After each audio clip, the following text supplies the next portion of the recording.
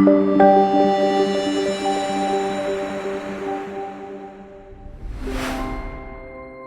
everybody. I'm so happy to be a part of this amazing Goodstock Conference. I'm Efrat, the CEO of the Doing Good model at Arison Group. And we have two panelists with us, Hubert from EFDN and Vladimir from Street Football World.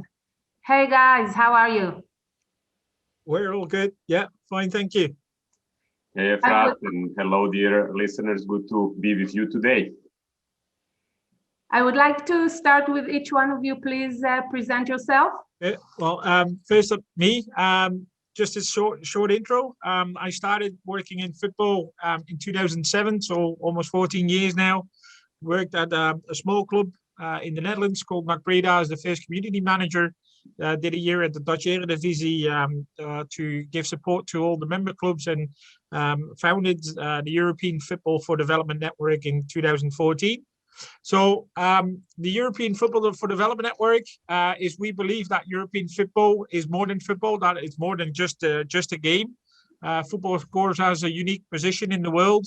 It's the biggest sport in the world, and I think that, or we believe that football can do a lot of good for the community, but also when football organizations do good for the community, it's good for themselves as well, because organizations that are engaged in football and in their society, we believe, are more sustainable.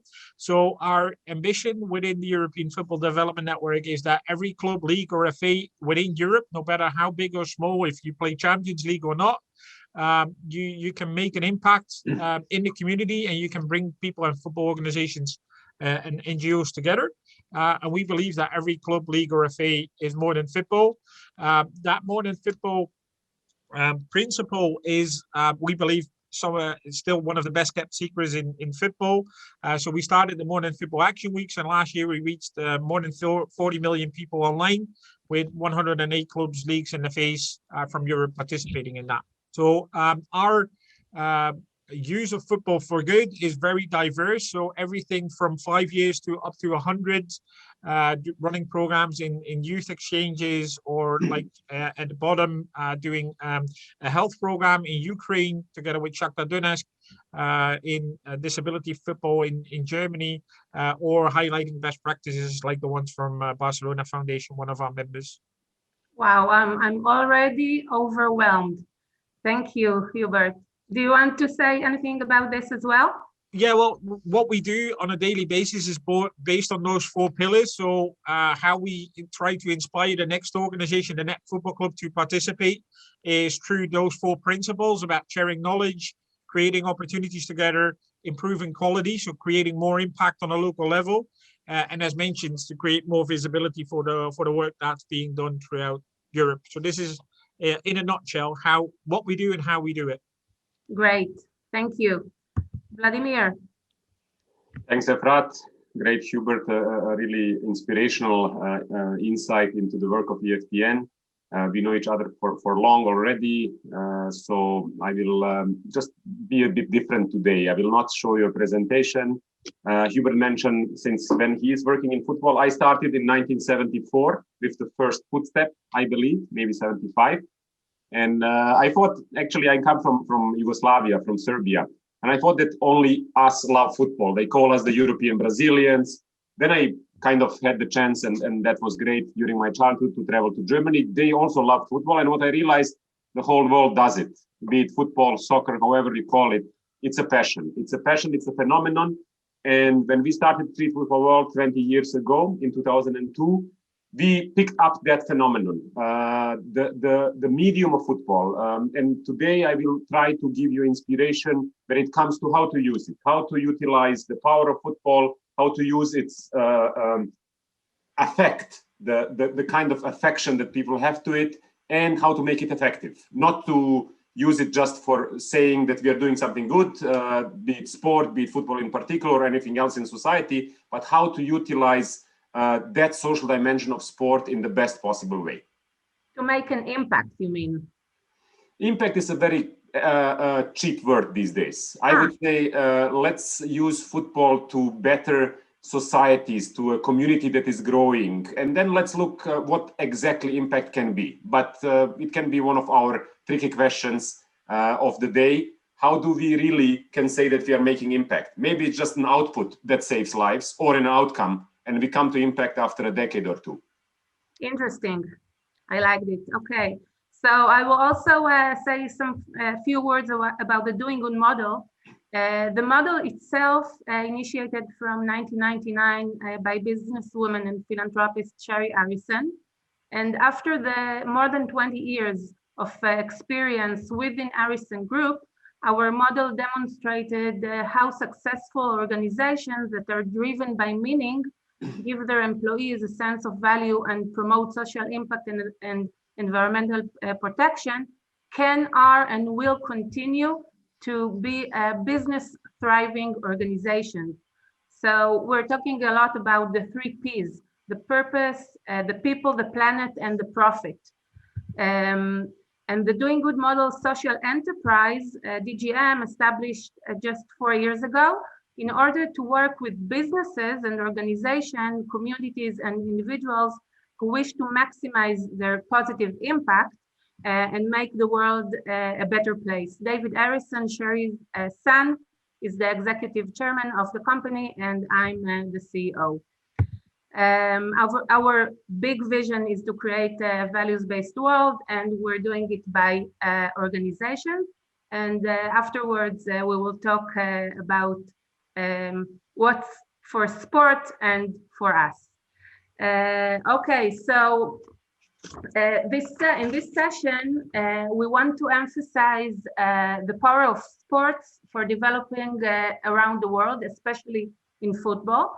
And we will hear best practices from organizations using football as the education tool or values-driven tool.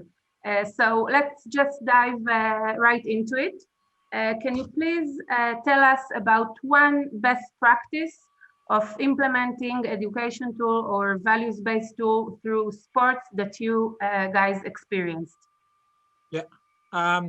Yeah, I thought when you asked the question about bringing a best practice, not to use one where you actually use football, the game itself, playing football as a tool for education, but how you can use the bigger brand of a football club and the sponsors that they have and the whole network around a football organization, how you can use that to thrive or to deliver an educational program. Mm-hmm. And one of those is our STEM network, our football and STEM program, because actually what we're doing in that program is not play football, but we play robot football. So we work together with a number of different companies, and the photo that you see here is because the project is based on the idea of Chelsea Blue Foundation that delivered the program first, and the program and the photo that you see here is you see Chelsea staff teaching it to the staff members of Find It Rotterdam, a club in the Netherlands, about how you can how they deliver that and use robot football as a tool to teach kids or to inspire kids about STEM, science, technology, engineering, and math. Not the most interesting part, well, at least when I went to school. But if you use football for that, and you can play robot football, and you use a tablet where you can play a game against your kids. Basically, it's playing Lego blocks and try to code that robot football to go into the goal of the opposing team. But at the same time, you're learning about coding, you're learning about HTML, and basically about computer science while you're playing football. So that's why I thought this was a really good example of trying to use football outside of the game itself. And if you go to the next photo, you see that you can really use that robot ball in different settings. So in a school setting, but also at the stadium itself, where you can combine it with different educational programs focused on literacy or numeracy and ICT, and in a bigger, in a wider wow. value, in a wider That's setting. right, Hubert, how do you facilitate it? So yeah, so what we do is we identify those best practices and then obtain funding through the European Commission, UEFA Foundation, and other fund-giving organizations. And basically, what we do is we provide clubs that want to deliver this with the methodology and a starting budget. Basically, what we do is we plant a seed somewhere. And they are then responsible owner of bringing that seed to a plant or a professional tree and to grow that program on local level. Amazing. All right, Vladimir. Yeah, no, it's a great example, Hubert, and a very sophisticated one. Obviously, you're doing it in a very modern way today and showing us how to utilize the love for the game or the interest of the young people for the football game. For them to be educated. The organizations of the Street Football World Network, and that's very important for all of us today, they come from a need. It's not a luxury. It's not a kind of situation of, I have enough and I want to do something good. It's the opposite. It's coming from the perspective, community needs us. Community needs something to happen. And then the enthusiasts, and we are working with those who love sport and football, believe in its power. And our task, be it EFTN, Street Football World, Common Goal, many other foundations around the world, is to support them. We truly believe in the power of local knowledge, of local people, of local enthusiasm, and we invest and facilitate investment into these community organizations. So the question always for everyone, and for all of you listening today and watching, is what can I do? And let's rephrase John F. Kennedy. Don't ask yourself about the country. Okay, country is some kind of a big phenomenon. Ask yourself about the community that you're coming from and what can I do for my community? That's the question that the best practice or the best practitioners today are answering in an excellent way. Some of them utilizing sport, particularly football. Examples are various, and it really depends on what the community needs. We have the example of our dear colleagues from Spirit of Soccer. They started in Bosnia, in the Balkans. They moved to Cambodia and Laos, then to Moldova, to Colombia, to Iraq. The problem is the same, non-exploded landmines. How do you educate children to not treat them, to not carry them, to not search for them because they have silicium, but to be careful, to be educated through different sessions in a football training environment, how to live less risky. And you see, it's a global phenomenon. Unfortunately, there are a lot of unexploded landmines. They take care about it through football. We speak about environmental care and the SDGs around it. But how do you exactly do that in the Matare slum in Nairobi, Kenya? You don't let the young people play a game before they collect garbage. It's that simple, but also that complex. This is how we utilize football in a very pragmatic, very focused way in the community by doing good for the community, and like this, also educating the children of today and especially the children of tomorrow. Wow. Vladimir, did you think about connecting these activities to one of the SDGs? Don't let me start it. SDGs is, again, a topic of discussion, as you know. All right. I have to admit, I don't like a treaty where you can pull out, and governments can do that with the global goals. Okay. I like binding relationships, and I find them on the local level. Nevertheless, because of marketing, because of funders, you kind of connect. But you mentioned, Efrat, and maybe it's a good buzzword for you, we do this not for the SDGs, for any government. We do it for the people and for the planet. If you find yourself there and you can name an SDG, 5, 7, 14, 17, that connects to it, fine. But do it for the community, do it for the young people there, and do it for their future. I don't care how you call it. Of course, this is just a framework, the SDGs. I agree. Yeah, definitely, I agree to that as well. But I think it's good that both football clubs and NGOs that use football as a tool understand the language of the SDGs, because it's spoken by governments and companies and stuff like that. But I completely agree with Vlad that that's not. It's like football. It's a tool. It's something that you use to make to really make a change in a community level, and should not be the end goal, just so you can tick boxes about number 5 and number 17. Exactly. Thank you.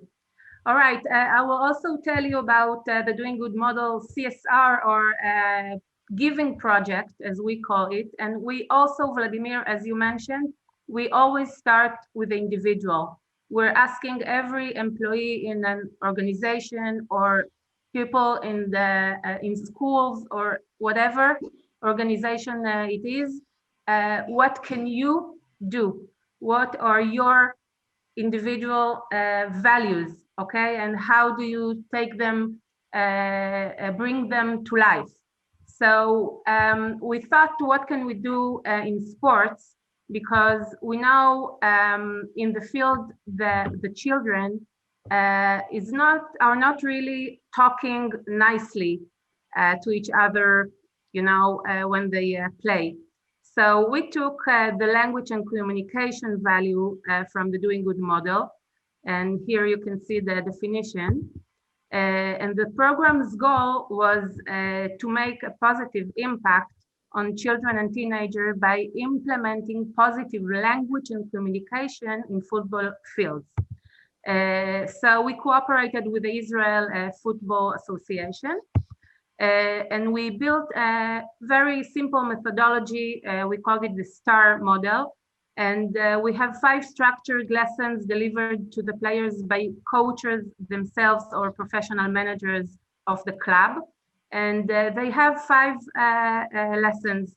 The first one is me and myself, Vladimir, as you mentioned. How do I talk and communicate with myself? Do I say, I can do it, I'm a star, or wow, I won't succeed, all right? Me and you, with my friends, how do I talk with other friends in the field?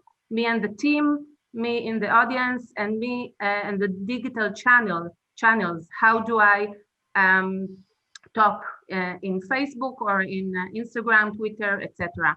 So what did we gain?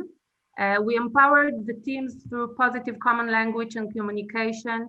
The coaches said that there were reducing of verbal and physical violence.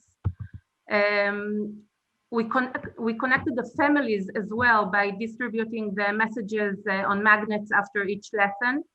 Here you can see it in Hebrew, but it says, I'm good, I have it, I feel good, I'm a star, etc. And even the referees signed a treaty for positive language on the fields. So this was our giving project and doing good at sport. We will go now to our second question. I wanted to ask you what was, in a personal level, what was the most exciting or emotional thing or project that you were involved in? Of course, in the area we're talking about.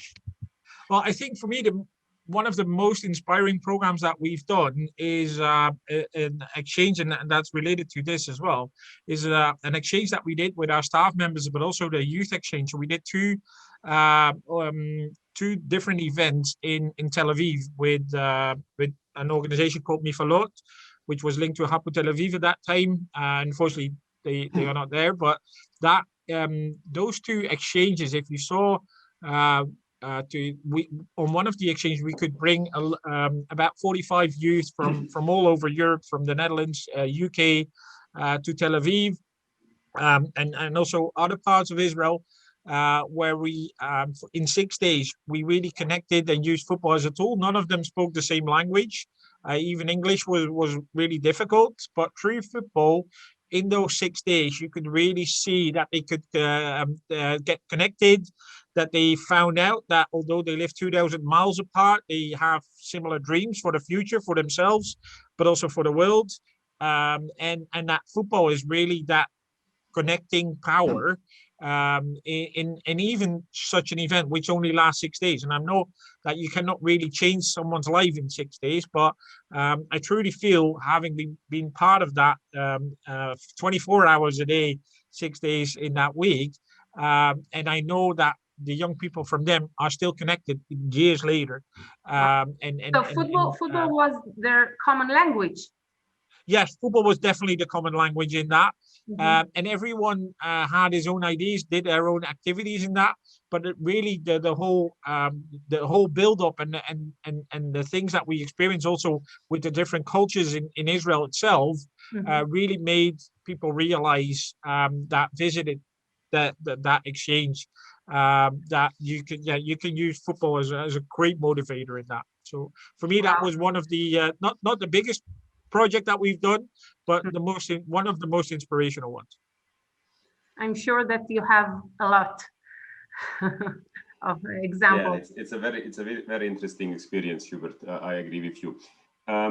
For me, dear friends, every child, boy, and especially girl that we can take to the next level in education or employment is an extreme success story. And it really makes me and my team proud to follow these paths, to see how they develop from a project participant to a coordinator, to a mediator, and then to somebody who is there, ready for the world, and to make for her or himself a dignified living.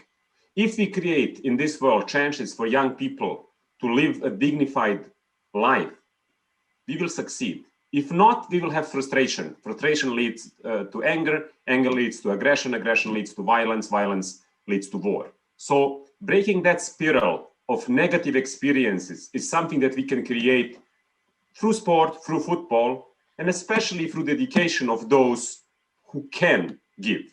Today, our sector, and we're looking at the year of pandemic, 1 year, is at its edge because many people see it as luxury to give.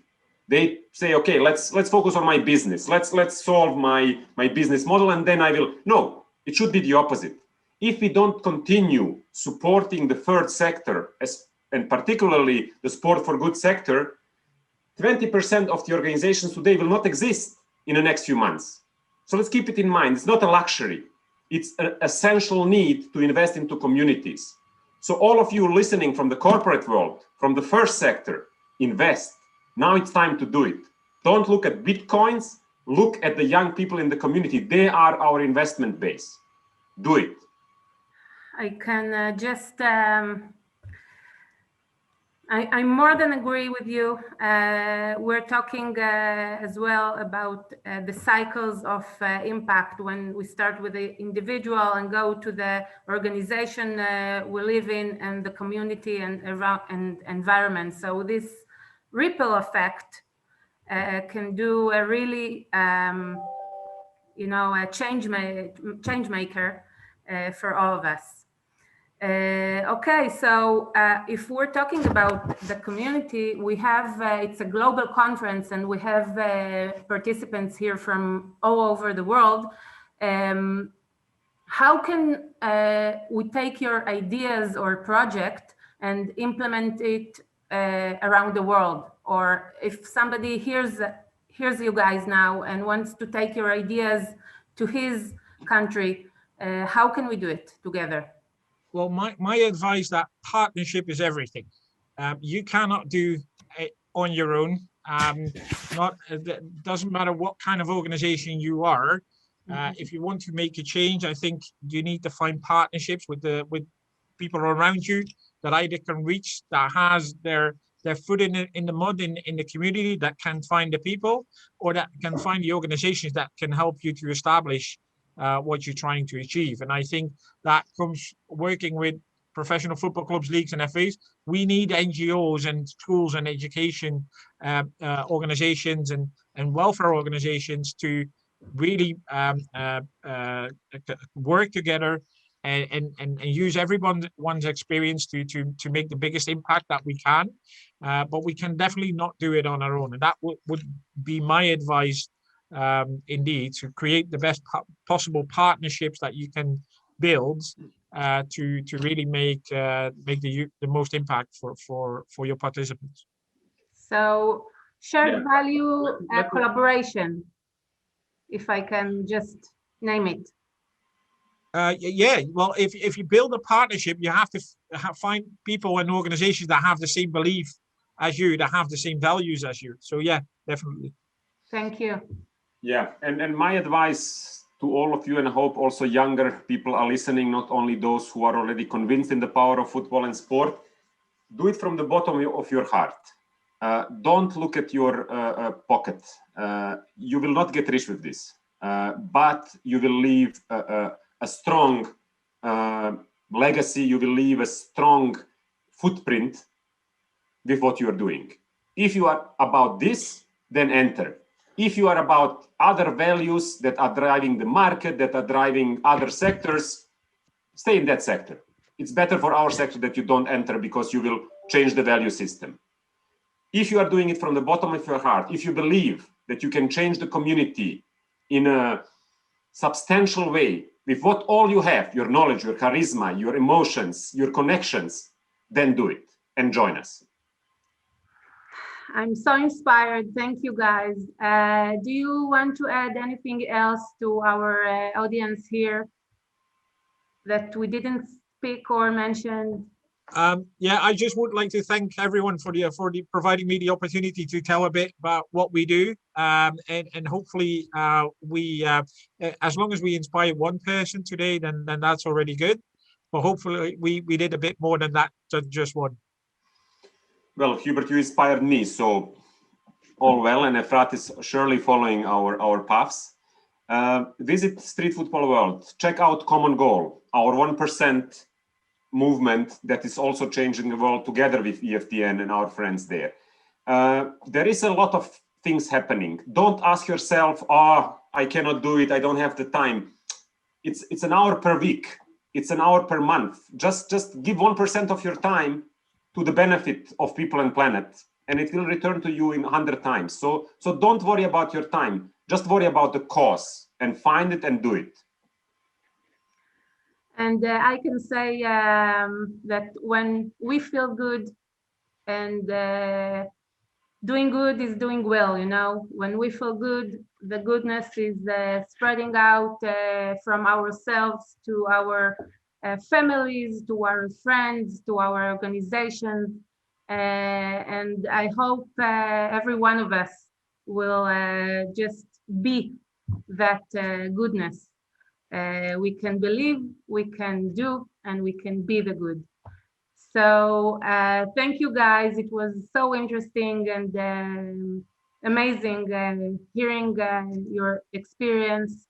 I want to also thank Ruach Tova and Good Deeds Day for inviting us to this amazing conference and having us here. And just do good. Thank you, guys. Thanks. And you're more than welcome to visit here in Israel anytime. Thanks, Efrat. Thanks, colleagues. Take care. Bye-bye. Bye-bye.